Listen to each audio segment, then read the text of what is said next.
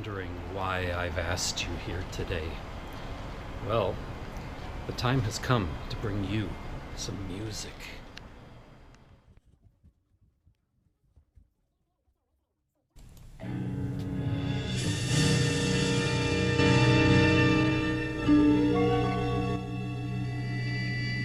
There is nothing wrong with your radio, your mobile device, or your computer. Do not attempt to adjust the controls. We are controlling the transmission. We control the music you hear. We control the monologue between the songs. For the next half hour, sit quietly, and Dawoud the Renegade Sufi will control all that you hear. And whatever you see that you can't cope with is entirely your own problem. I love that. You are about to participate in a great adventure. You are about to experience the awe and mystery which reaches from the inner mind to the overnight shift.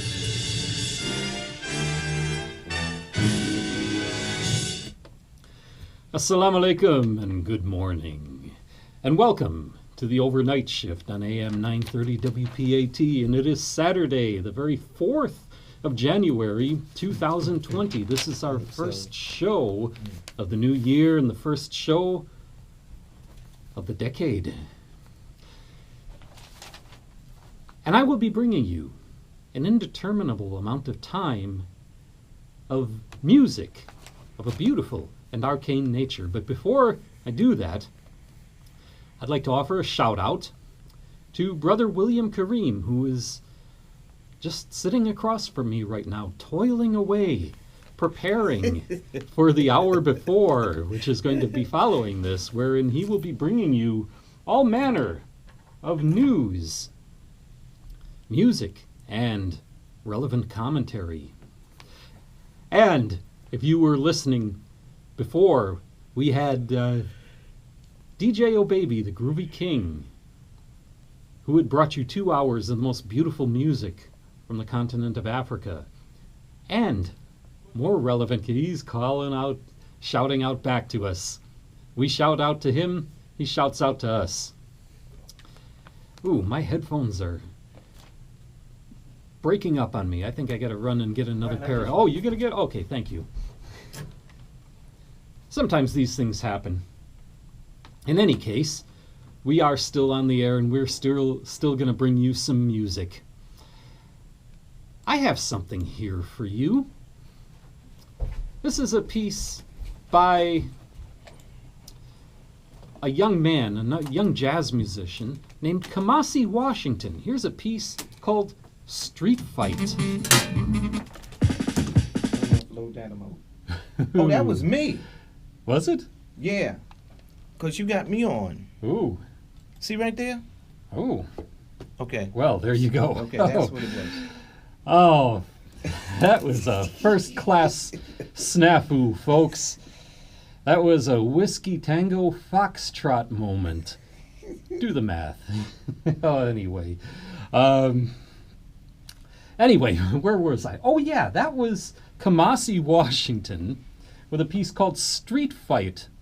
And he's a young and up-and-coming musician doing some really interesting and amazing things. And one of the things that those of us in a position to do so like to do is to bring you this new music. I mean, musicians like that need to have their exposure, and you need to be exposed to it. And that's what I'm here for. And I will continue to do so. And to remind you to support local and up-and-coming musicians, because they're doing some really great things. And who knows, if you're not careful, you might like it. You know, I was talking to William Kareem before we went on the air, and I was telling him that I've been looking at those, what they call reaction videos, where young people are videoing themselves having their reactions to older classic music that they'd never heard before. And I think it's a wonderful thing. I love watching those videos and seeing their reactions to the music that I grew up with. And of course, some of them are musicians too, and I would advise them to take what they learned and be inspired to do new things with it. That's our job as musicians, because those of you know I'm a musician myself, and I'm always looking for new things. But anyway, for the moment, I'm here to bring you some music, and here's something that I found and dusted off. Back in the 70s, there was this progressive rock band called Yes. I'm sure DJ O'Baby knows that, because he knows his music really well. And anyway, they have a piece called And You and I, and what I found here for you is a live version of it, where the original band's lineup performed it live back in 2001. So, if you have never heard this before, take out your mobile device, turn on your video camera, and video yourself reacting to this one.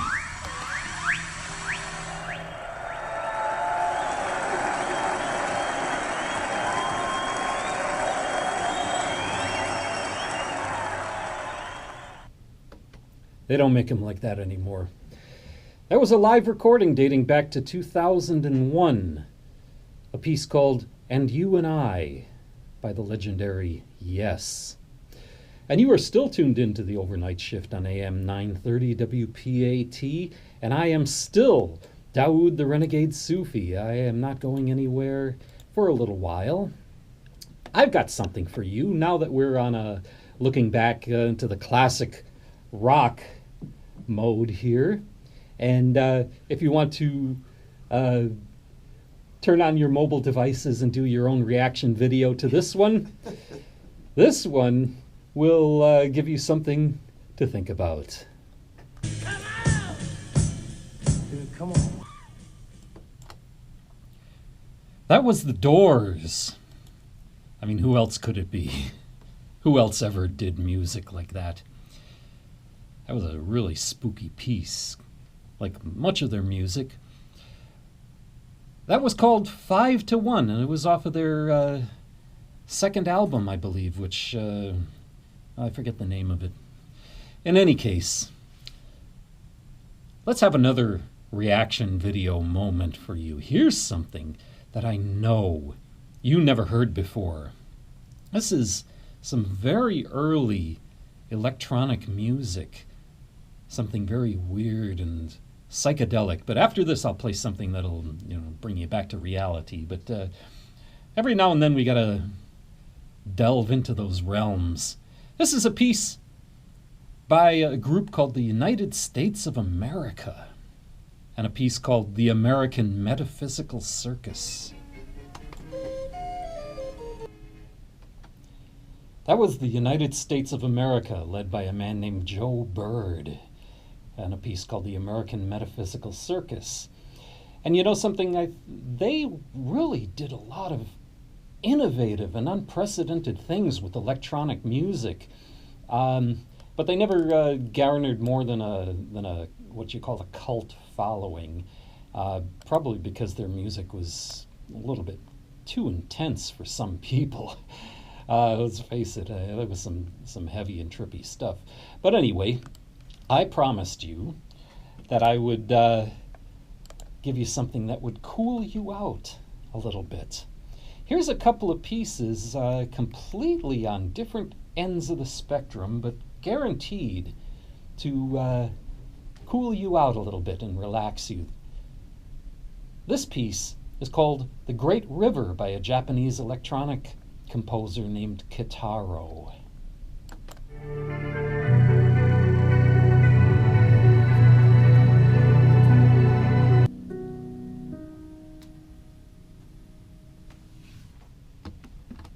And welcome to the year 2020. 2020. As time has gone by. Yeah, Right. that was Frank Sinatra, As Time Goes By, and before that, Unforgettable by Nat King Cole, and starting off that set, The Great River by Kitaro.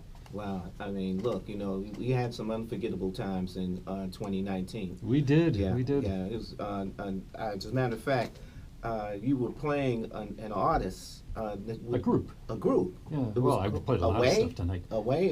What do you call it? Yes. It That was was the a- name of the group. Yes. Away. Wow. Yeah. They were really good. And Yeah, yeah. I'd never heard them. They were from what, the 80s? They actually put out their first album in 1971. It was called Fragile, and you know, back then there was a time of musical experimentation where people were just you know, trying to do new things, and they came from England, and they were one of the pioneers of progressive rock, and You said you saw them? I saw them live at Madison Square Garden. That Square. Yeah, yeah, and they They were not only playing with headlined- who? They played with another group? No, they What? didn't have an opening group, and they headlined there, and the place was packed. Wow. Yeah, they were Are they still playing?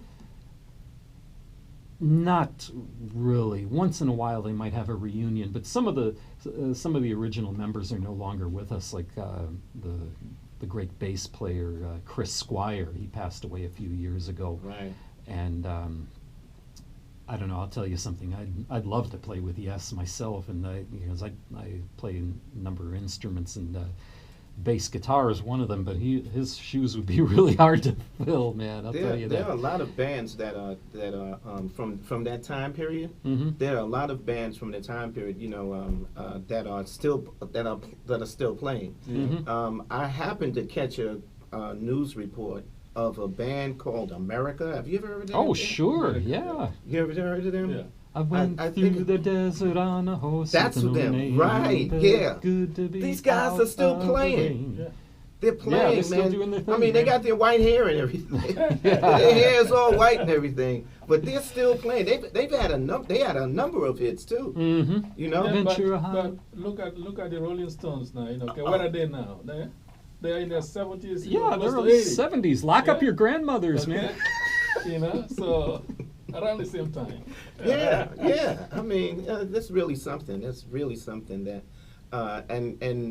it's kind of important for us, especially since we're cultural guys that deal in the culture, that the young people, for us to get the young people into it, and that's what you were talking about with this reality hit stuff. Yeah, and it's not to say that that the new stuff is no good. In fact, I really like some of the newer things that are coming out, and although I got to admit that sometimes it's getting a little harder to keep up with it. But, Well, the technology, the technology has, again, we're talking about technology. Yeah. Technology has just, the sound that you can actually create with the technology these days. Yeah. Is, I mean, the next genius is probably some kid in his bedroom with an iPad.